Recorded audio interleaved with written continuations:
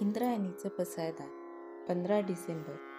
त्या पोलादानं राजकारण पूर्वीसारखं तळपावं. लेखक डॉक्टर संतोष मोतीराम मुळावकर. अभिवाचक किमया संतोष मुळावकर. आज देशकारणाचं तर नावच नाही. देशकारण हा शब्दही प्रचलित नाही. राजकारणाला समाजकारणाचा स्पर्श नाही. समाजकारण हा शब्दही विसरला जाईल काही दिवसांनी. आज राजकारण प्रचलित आहे. राजकारणाचाच प्रचार आणि प्रसार आहे. इतका की राजकारण अगदी घराघरात जाऊन पोहोचलं आहे. राजकारणातही राजकारण आलं आहे. राजकारणातल्या राजकारणानं राजकारणाचे डोळे पांढरे व्हायची वेळ आली आहे. राजकारणापेक्षा पक्षकारण महत्त्वाचं ठरलं आहे. पक्षकारणापेक्षाही गटकारणाला प्राधान्य आहे. गटकारणालाही तटकारण पडछाडून सोडत आहे. गटातही तट आहे. एकाच पक्षात असलेल्या सगळ्यांमध्ये सुरक्षित फूट आहे. या फुटीत ज्याला जात आहे त्याला मत आहे. ज्याला मत आहे त्याला पत आहे. ज्याला जात नाही त्याला मत नाही आणि ज्याला मत नाही त्याला पत नाही. त्यामुळं राजकारणात जात लपून नाही तर जपून ठेवली जात आहे. हे सगळं कशासाठी? देशासाठी. देशाला ह्यातलं काही लागत नाही. हे सगळं लाल दिव्यासाठी. अंधारातून लाल दिव्याच्या प्रकाशाकडे जाण्यासाठी. दिव्याखाली अंधार असतो. या अंधारामुळंच दिव्याला शोभा येते. लाल दिव्याखाली जाण्यासाठी मोठा अंधार लागतो. हा अंधार मिळवण्याचं कर्तृत्व ज्याच्यात असेल त्यानंच लाल दिव्याखाली जावं. देशापेक्षा लाल दिवा मोठा ठरतो आहे.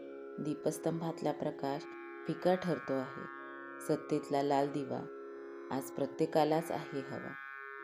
आज राजकारणात चालत राहते फक्त एकच बाब, लाल दिवा जळू दे दिवसरात.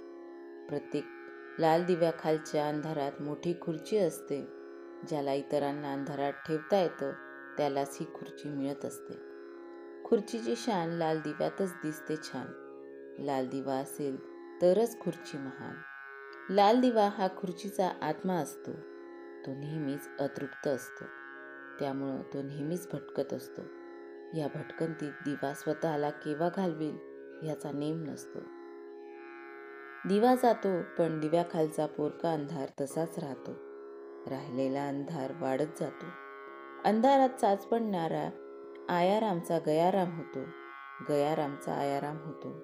मग आज ह्या पक्षात तर उद्या त्या पक्षात. कधी पक्षातल्या गटात, कधी गटातल्या तटात. तटात नाही जमलं तर अपक्षात. अपक्षात नाही जमलं तर तिथूनही स्वतःची हकालपट्टी. त्यामुळं आता साफ दुर्लक्षात. मग त्यासाठी नको ती धडपड. त्या धडपडीत नुसती पडझड.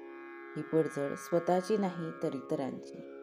इतर बिचारे पडत राहतात, झडत राहतात आणि त्यांच्या 50 पिढ्यांना पुरेल एवढं गुपचूप लुबाडू देतात. लुबाडणं हा हक्क असतो त्यांचा आणि लुबाडू देणं हे कर्तव्य असतं त्यांचं. पुढाऱ्यांनी पुढाऱ्यांसाठी चालवलेलं पुढाऱ्यांचं राज्य ही लोकशाहीची नवी व्याख्या रोज सिद्ध करायची असते त्यांना. पुढाऱ्यांच्या पिढ्यांना पुढाऱ्यांच्या पिढ्यांसाठी चालवलेलं पुढाऱ्यांच्या पिढ्यांचं राज्य ही लोकशाहीची प्रगत व्याख्या प्रचारात आणायची असते त्यांना. पुढाऱ्यांच्या पिढ्यांची चिंता असते त्यांना.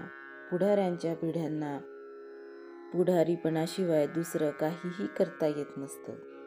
परोपजीवी झालेले असतात ते. हे परोपजीवित्व हाच आजच्या राजकारणाचा आचार, विचार आणि उच्चार आहे. तेरी भी चूप मेरी भी चूप. भ्रष्टाचार सगळा गुपचूप. गुपचूप भ्रष्टाचाराच्या मुद्द्यावर येत नाही कुणी गुद्द्यावर. आज स्मगलरांना दिला जातो दिलासा. अंडरवर्ल्ड करील कोण खालसा. आज राजकारणातलं देशकारण, समाजकारण कुठं गेलं आहे? राजकारणातलं पोलाद कुठं गेलं आहे? कधी काळी राजकारणात पोलाद होतं पण त्या पोलादात राजकारण नव्हतं.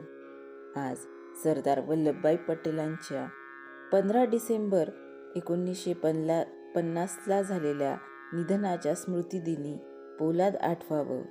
त्या पोलादानं राजकारण पूर्वीसारखं तळपावं.